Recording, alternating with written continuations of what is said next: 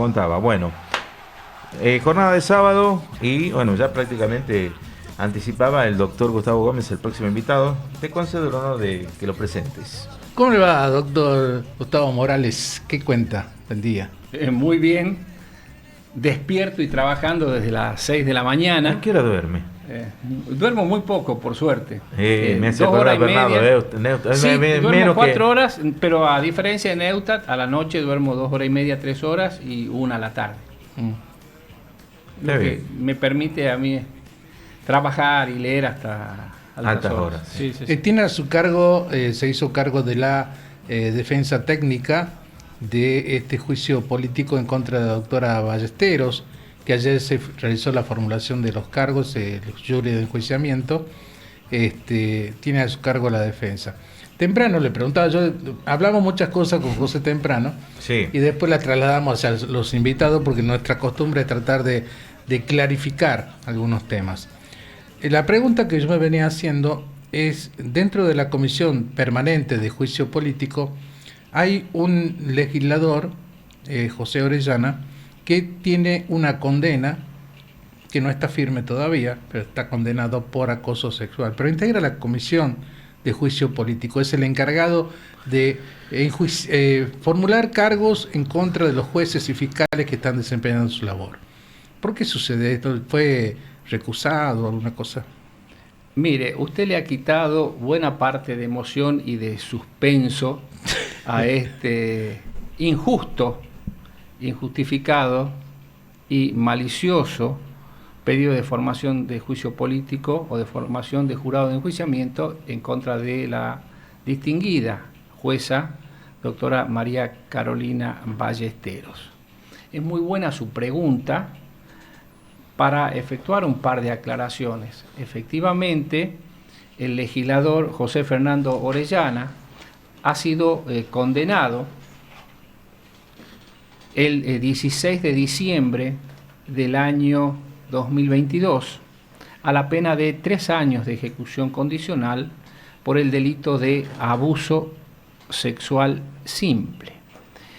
Pero esa sentencia no queda solo allí, porque además ordena esa sentencia que se le imponga la inhabilitación especial y absoluta, perpetua, para ejercer cargos públicos. Sí. Porque ese abuso sexual, José Orellana lo cometió cuando era diputado de la Nación en dependencias de la Cámara de Diputados en perjuicio de una empleada de dicha Cámara. ¿Pero qué no se respeta entonces lo que se dice por una parte y...? Déjeme avanzar. La sentencia condenatoria es recurrida por Orellana y en fecha 22 de agosto de este año, o sea 2024, la Sala 3 de la Cámara Nacional en lo Criminal y Correccional, integrada por los doctores Huarte Petit, Jantus y Magariños, confirma la sentencia condenatoria de Orellana.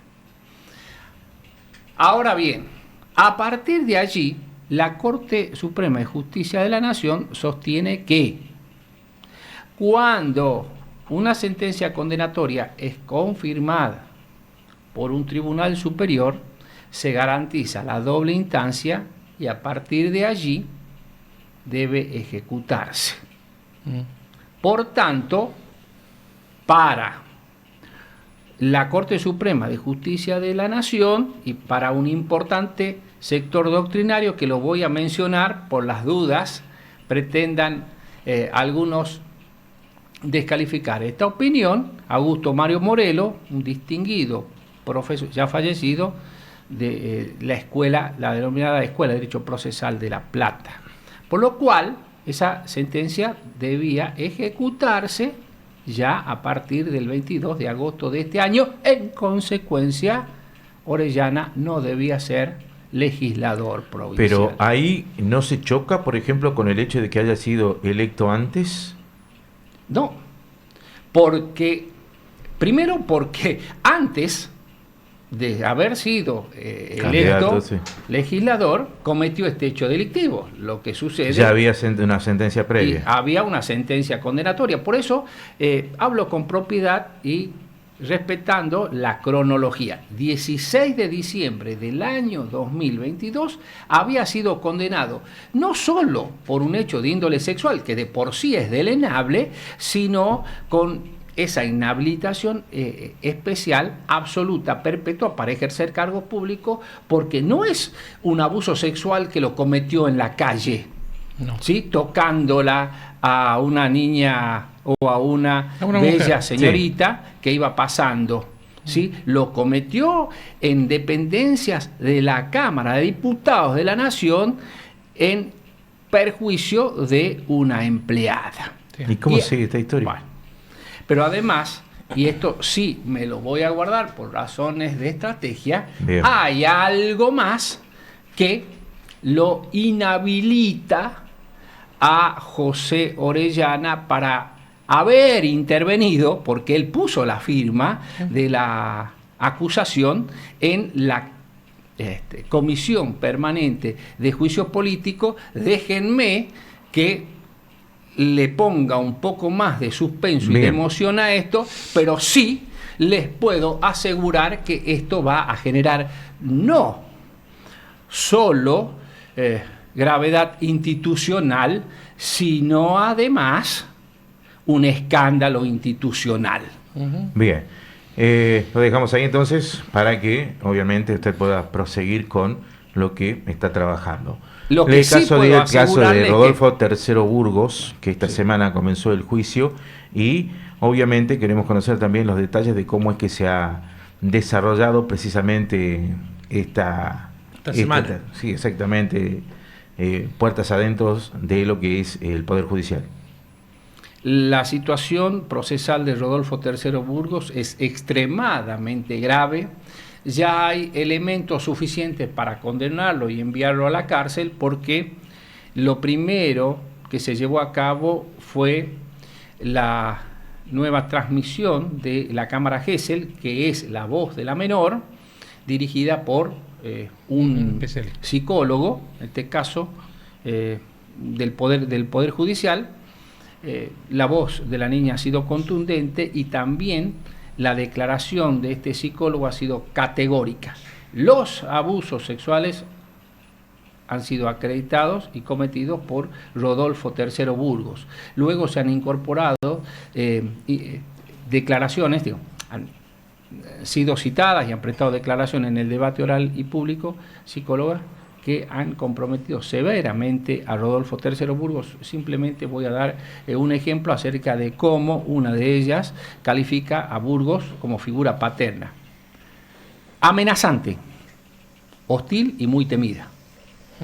¿Y cómo sigue esta historia ahora? Bueno, se va a complicar aún más, porque el día lunes van a declarar psicólogas de la acusación pública y particular, pero entiendo que conforme los precedentes de la Corte Interamericana de Derechos Humanos, de la Corte de la Nación y del Tribunal Provincial, basta la voz de la niña a través de la cámara Gesell y el psicólogo que intervino en la cámara Gesell para acreditar el hecho. De todos modos, con el resto del plexo probatorio incriminatorio, nos va a permitir solicitar una ampliación de la acusación por corrupción de menores y, por supuesto, tiene un monto punitivo mayor, de 10 a 15 años. Corrupción de menores, en cambio, el hecho por el que lo acusan tiene una pena que oscila entre los 4 años de prisión y los 10 años de prisión.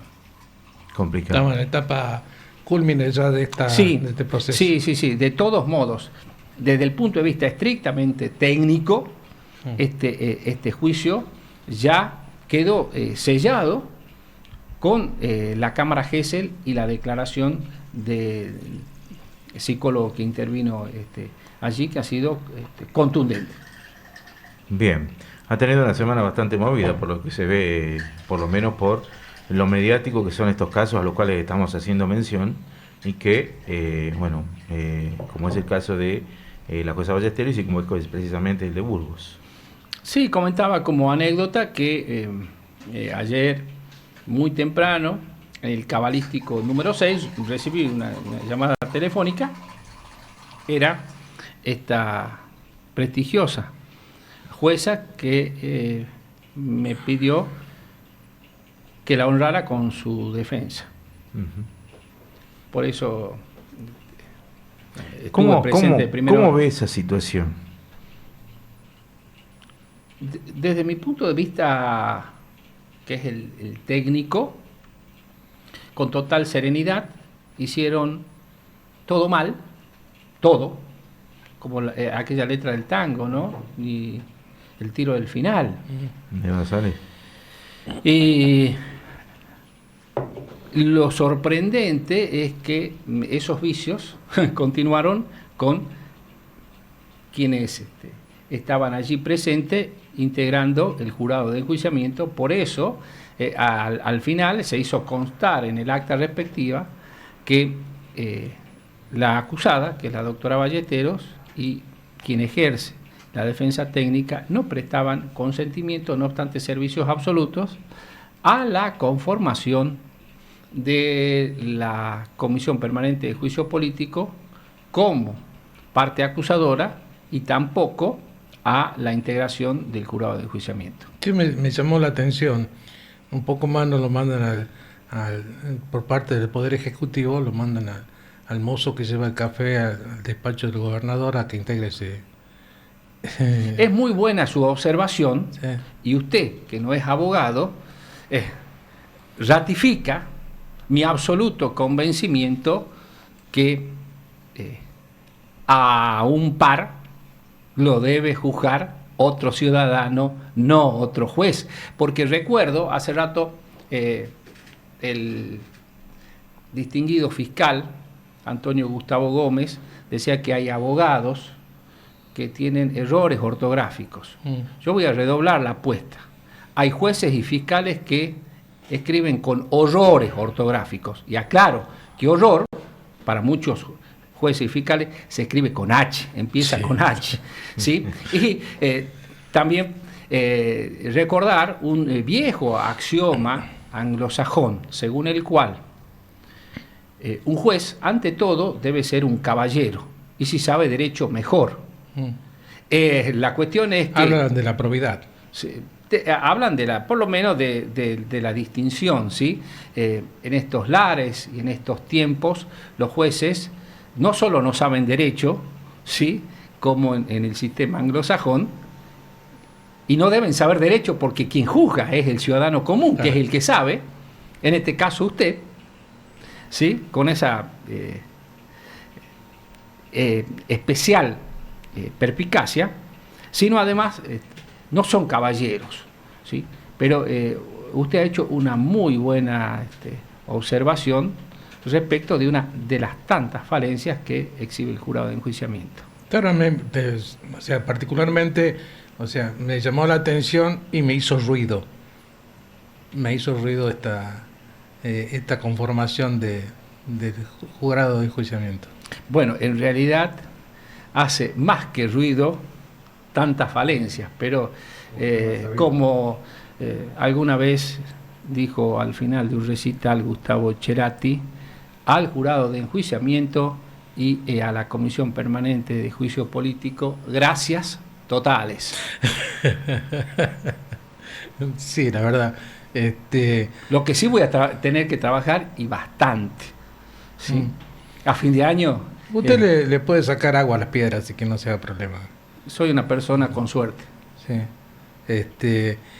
Pero a ver, sacarle agua a las piedras cuando se está en medio del desierto. Ahora, si va a sacar agua a las piedras y está en el Amazonas, es mucho más fácil, te la brindan en bandeja.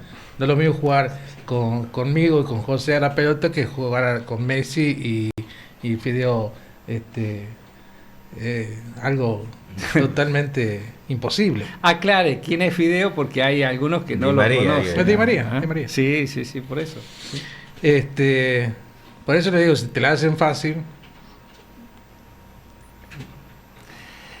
Mire, hay una palabra que ha sido muy bien analizada en los 90 en un libro que se denomina Jardín de Excluidos, una coautoría de un amigo ya fallecido, que todavía lo extraño, no solo porque era vecino, sino porque era un interlocutor sagaz, Eduardo Rosenbach, Eduardo Elías Rosenbach, y Horacio Lobo. En ese libro, Jardín de Excluidos, hay un capítulo en el que analizan la palabra, ¿sí? Impunidad. ¿Sí? Impunidad.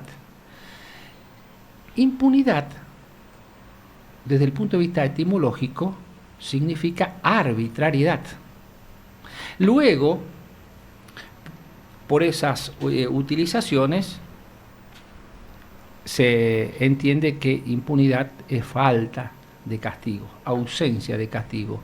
Pero la impunidad es etimológicamente arbitrariedad. Lo que advierto en este caso en concreto, en muchas otras situaciones también, pero en este caso concreto, es la impunidad. Y si usted quiere, suture la etimología de esa palabra con la acepción actual. Y compute entonces arbitrariedad más ausencia de castigo. Usted ha mencionado un muy buen ejemplo de lo que significa impunidad. En realidad, dos buenos ejemplos, ¿sí? Uno más palpable que otro porque hay una sentencia condenatoria confirmada, como la desde José Fernando Orellana. Sí. Bueno, y esta Gustavo, semana ya vamos a tener que ir cerrando, sí, porque hoy con los tiempos estamos bastante apretados.